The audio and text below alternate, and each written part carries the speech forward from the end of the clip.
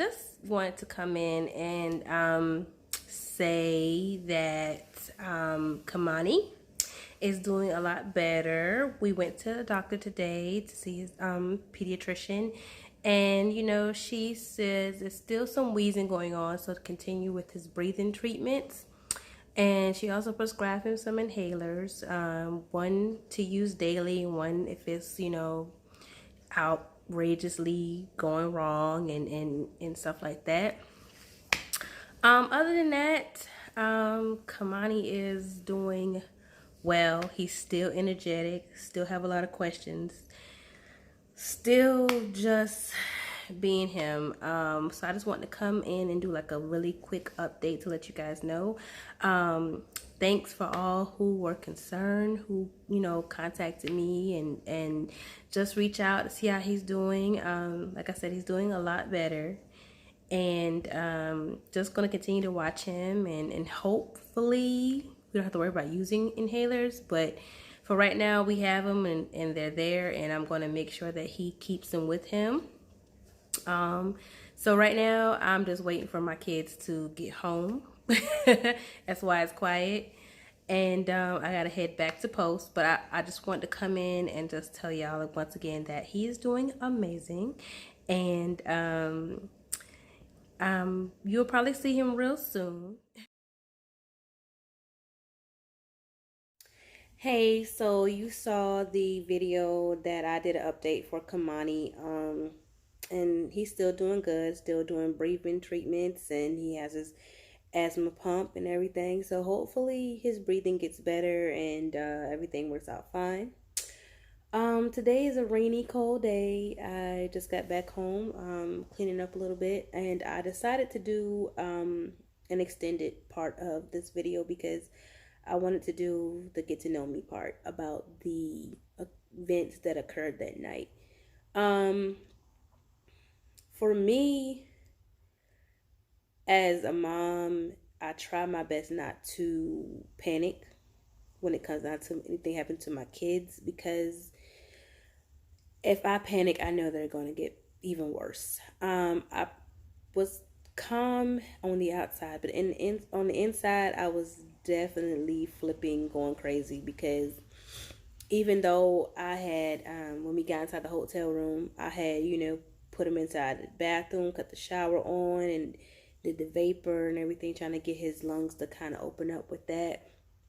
It helped, but it didn't fix the problem. And it's crazy because before we left the house, I gave him a breathing treatment because I hurt a little bit, but not a lot. So I thought that would help, but unfortunately it did not.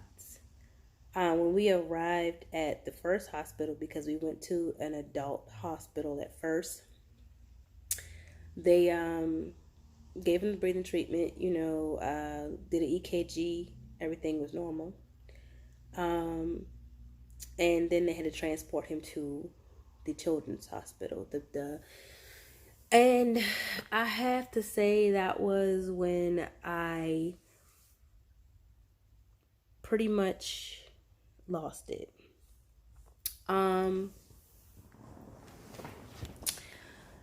They put him on the little stretcher.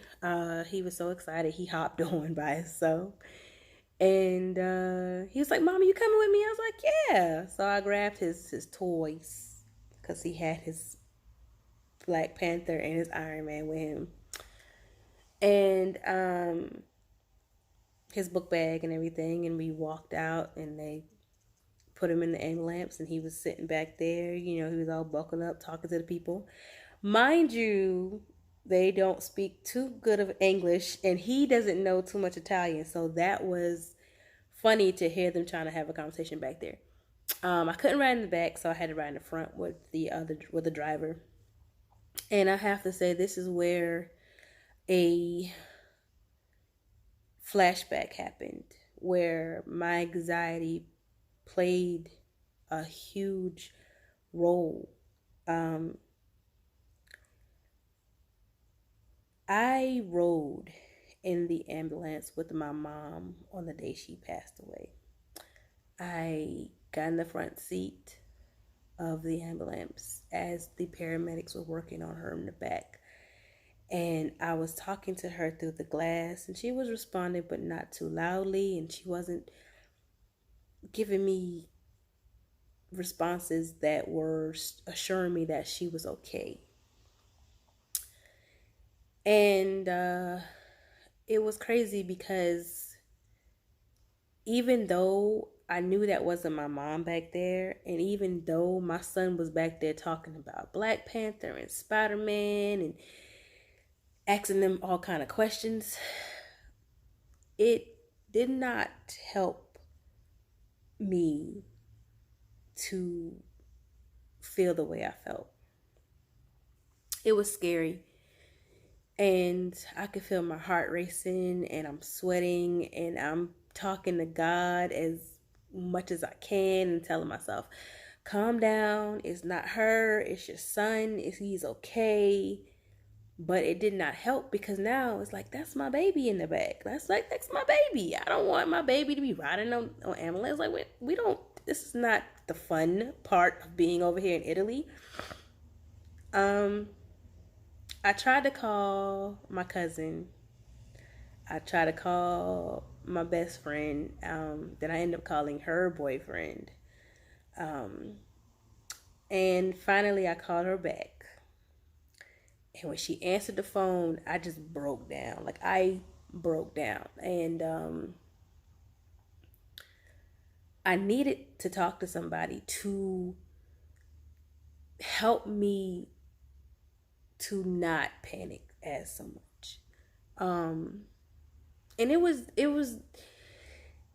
just hard, because even though my son was okay, like I said, it was just a flashback of just being in that moment where my mom was back there and now it's my baby back there. And it was a heavy feeling, and it was just scary to have been in that position all over again. And thank God that she answered the phone, because like, she helped me to like really just woosah.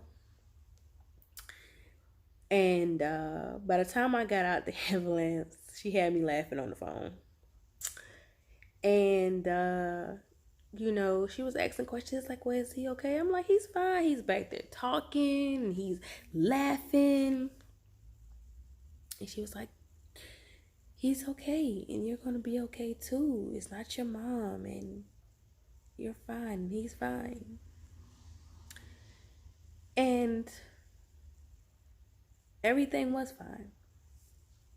As y'all can see in the previous videos, it was a lot that night, because between the 5 breathing treatments, the long hours in the emergency room, and oh my gosh, I think we left out of there about 4:00 in the morning. Then we had to come to the hotel and get our stuff and come back home. It was just a lot that night. And when I had a headache, of course, I wasn't feeling good and stuff, and I had a headache, and I needed to relax, and it was just a lot. As a mom, before your child's even born, you are already protective of them, and you already is just making sure nothing happens. Because then when they become outside your body, you're still that protective person, and you still want to make sure your baby okay. I don't care if they're in the womb, out the womb, 1, 2, 70, whatever. Like, you still want to make sure your child is okay. And for me, that is what I do. Even though I may have lost it on the inside, I was playing with him. I was making him laugh. We was watching cartoons, I did everything to make sure he stayed calm. But inside, I was nothing. I I was just nothing, because it could have been the opposite. And thank God it wasn't. But it's a scary feeling to know that you can be in a position like that. So I am okay now. But that night was scary. And I'm glad that my son is okay. I'm thankful that my best friend answered the phone. Love you, girl. And even though my mom is no longer here, I know she still watches over me, and she still watches over my babies. And I'm just thankful about everything. So that's my little take on the events of that night. I I don't know where I would be without the foundation that I have. Even like I said, on my worst days, I still am thankful for life and God and just being here. And I'm thankful every day I get to be a mom to my little rugrats, even though they be testing my nerve. I'm just thankful that I'm still here and they're still here. So I thank you for watching little get to know me segments. I ask that you just please like, comment, continue to subscribe. Again, I'm bringing more content to my channel. My daughter has her channel, so please go look at that. The Kimora Show. But I can breathe now. But yeah, I'm just thankful. So I'll see you next time on Get to Know Me. Bye.